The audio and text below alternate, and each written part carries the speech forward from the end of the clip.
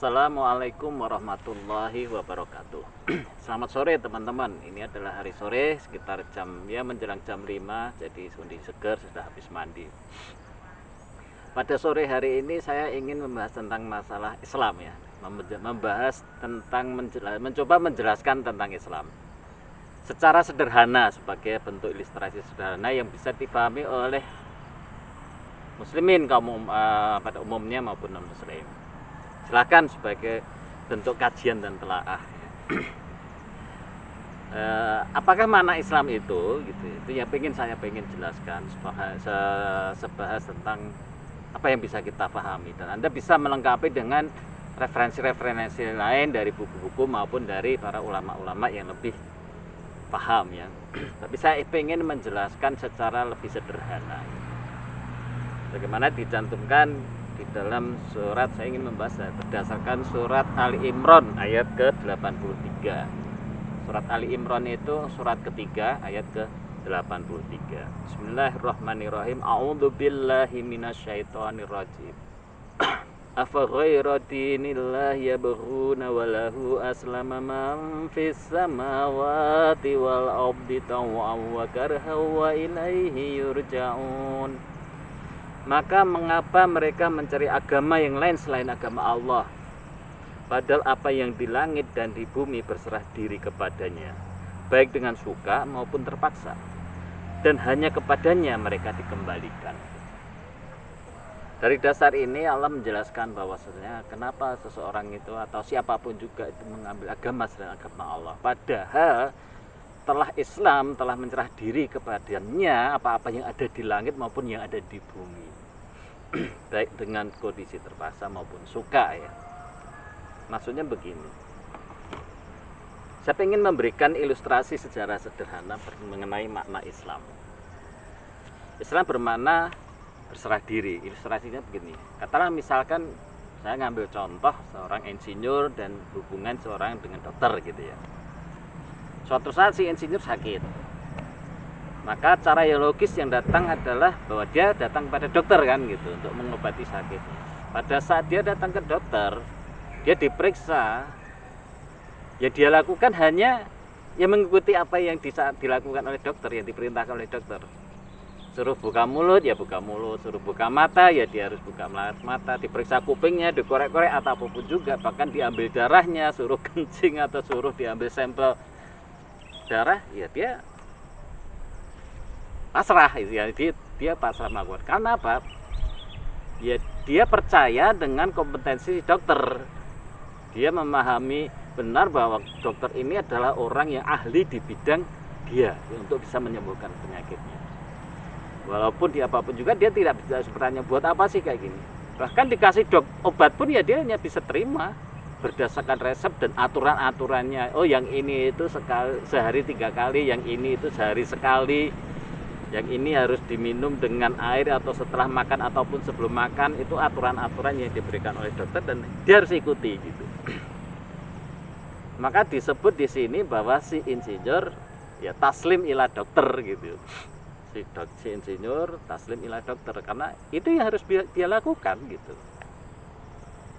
Dia nggak bisa untuk kemudian menyangka mendapat buat apa atau mempertanyakan buat apa saya harus buka mata, buat apa saya harus buka mulut, buat apa saya harus minum obat ini, jangan-jangan obat ini akan efek ini dan sebagainya. Kalau Anda meragukan saya dokter, ya silakan cari dokter yang lain kan gitu. Itu maka dengan kondisi kepasrahan itu yang disebut dengan pasrah ya, islamat. Insinyur taslim kepada dokter, pasrah atau menyerahkan diri kepada si dokter. Demikian juga sebaliknya pada saat si dokter itu pulang dari kantor kemudian naik mobil yang kebetulan katalah misalkan mobil itu desainnya insinyur tadi gitu, ya dia hanya bisa menggunakan mobil itu saja. Dia hanya bisa menggunakan dan mengikuti aturan-aturan manual yang diberikan oleh insinyur tersebut untuk menggunakan mobil. Kenapa? Karena dengan begitu ya dia tidak bisa berbuat apapun juga kecuali mengikuti petunjuk itu. Dia nggak akan bisa berpikir, wah kalau saya pakai staf ini jangan-jangan nanti mobilnya konslet ya. Ini kok harus pakai isi bensin, iseng-iseng aku coba pakai solar aja kan gitu. Atau jangan-jangan remnya nggak bekerja, ini bener nggak ini cara perhitungannya. Ya nggak bisa begitu. Pada saat dia sudah memakai mobil itu, yang dia bisa lakukan hanyalah pasrah. Si dokter taslim ilah insinyur ya. Dokter ini Islam atau pasrah kepada si insinyur. Kenapa? Karena dia tahu kompetensi si insinyur ini di dalam mendesain mobil, dan dia tidak punya kompetensi apapun juga di dalam mendesain mobil tersebut gitu loh. Jadi ini sebuah ilustrasi untuk menjelaskan arti pasrah gitu.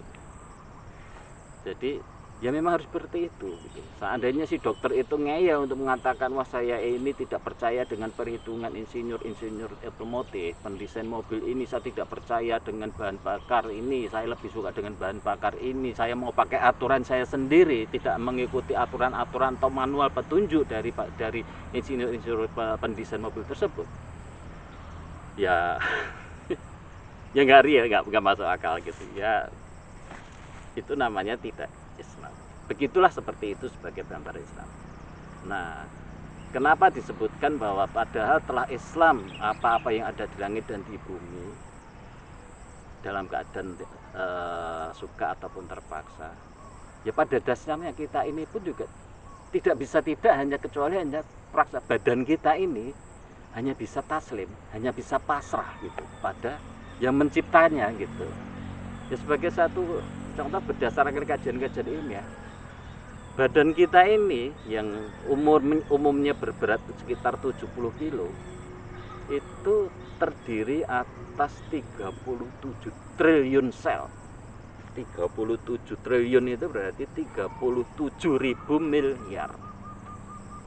Dan itu berasal dari satu sel. Hasil kombinasi antara sperma bapak, sperma laki-laki, dan sel telur perempuan yang masing-masing punya separuh sifat kromosomnya, separuh sifat kromosom perempuan dan masuk kromosomnya laki-laki, bergabung menjadi satu. Dari satu itu kemudian membelah, tumbuh dari satu menjadi sekarang menjadi 37 triliun gitu. Itu ibarat kayak batu bata itu ditata gitu. Dan penataannya itu berdasarkan aturan-aturan desain yang luar biasa canggih. Ya kita tidak bisa menggambarkan gitu. Bukan hanya sekedar tumpuan bata, tapi masing-masing bisa membentuk organ-organ yang punya fungsi-fungsi unik, fungsi-fungsi spesifik. Contohnya mata, hidung, hati, ginjal yang berada otomatis terbangun dengan bentuk struktur ya tubuh seperti kita ini.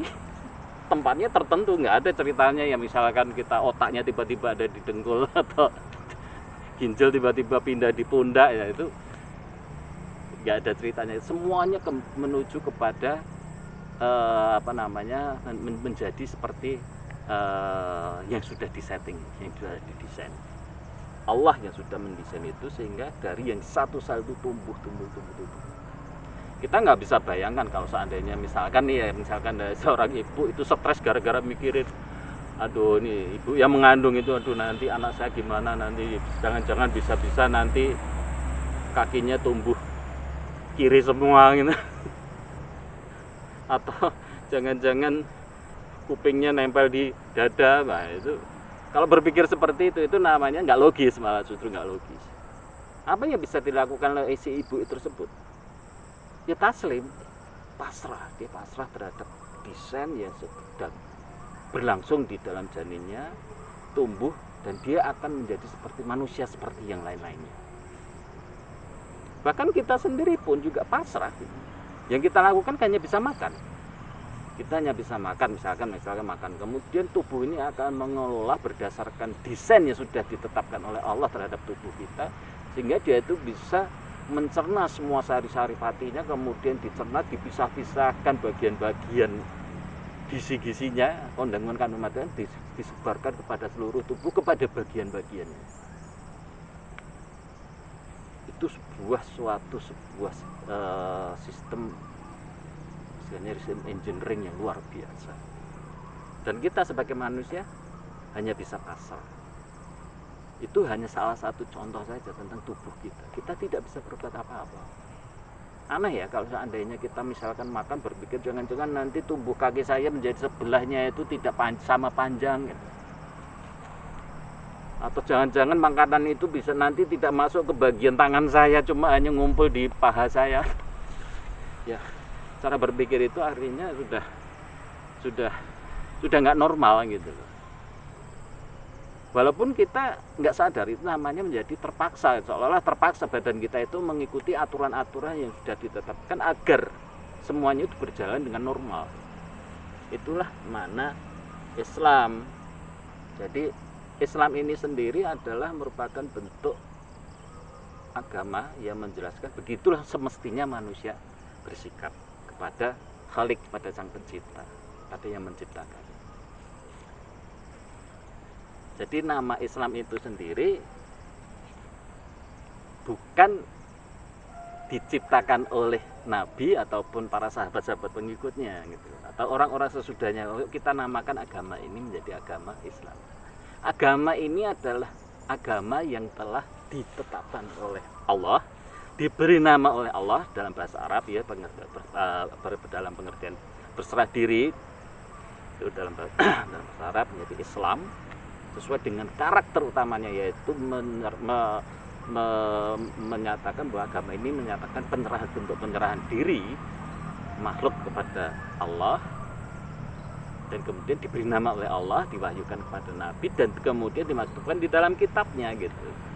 Jadi bukan berdasarkan konvensi para sahabat, kemudian setelah itu mereka, wah enaknya kita agama ini kita namakan apa ya gitu ya. Agama ini istilahnya Allah yang memberi nama. Bahkan itu juga sepanjang sejarah para nabi, nama agama ini adalah Islam. Dan juga bumi beredar dengan peredaran orbit-orbit tertentu, matahari berada di dalam orbit dalam sistem galaksi, kemudian jauh lebih besar, yang jauh lebih besar itu ya semuanya mengikuti aturan-aturan yang sudah ditetapkan oleh Allah, sehingga mereka itu berjalan dengan aturan-aturan hukum-hukum yang sudah ditetapkan tersebut, sehingga semuanya menjadi lestari gitu. Dan untuk itulah maka pasrah di sini itu disertai dengan cara berpikir, memikirkan kenapa itu menjadi sesuatu yang logis, sesuatu yang lestari, yang normalnya begitu. Jadi kira-kira begitulah teman-teman. Semoga ini bisa memberikan gambaran secara global ya, artinya ini gambaran sederhana dengan ilustrasi sederhana, karena pada dasarnya Islam itu juga sederhana, itu bisa dipahami karena diberikan kepada seluruh makhluk dan difahamkan kepada manusia untuk seluruh lapisan, baik yang kecerdasannya sedang, atau yang jenius, atau yang biasa-biasa saja, atau bahkan yang kurang. Dengan saling membimbing maka mereka akan bisa memahami makna Islam. Simpel, sederhana, dan itulah maksud Allah untuk menjelaskan tentang agama Allah ini gitu. Semoga Allah memberikan kejelasan dari apa yang bisa saya sampaikan dan memberikan penambahan kejelasan pemahaman saya tentang Islam bagi diri saya sendiri, keluarga saya, dan syukur bisa menjadi pemahaman yang tambahan pemahaman kepada teman-teman ataupun kepada teman-teman yang lain. Video ini bisa di-share, silahkan kalau memang berminat atau berkenan silahkan di-share. Semoga Allah memberikan balasan kepada kita semua, baik saya maupun Anda yang ikhlas menjelaskan, dan bisa diberikan pemahaman sebagai sebuah hasanah ilmiah untuk dipahami buat mereka yang ingin memahami sebenarnya Islam itu apa sih gitu, baik yang muslim maupun non muslim ya, sebagai kajian ilmiah.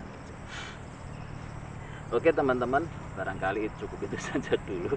Sore ini adalah sore yang jelas, mungkin semoga bisa bermanfaat. Akhirul kalam, wassalamualaikum warahmatullahi wabarakatuh. Salam dari desa, selamat berhadi.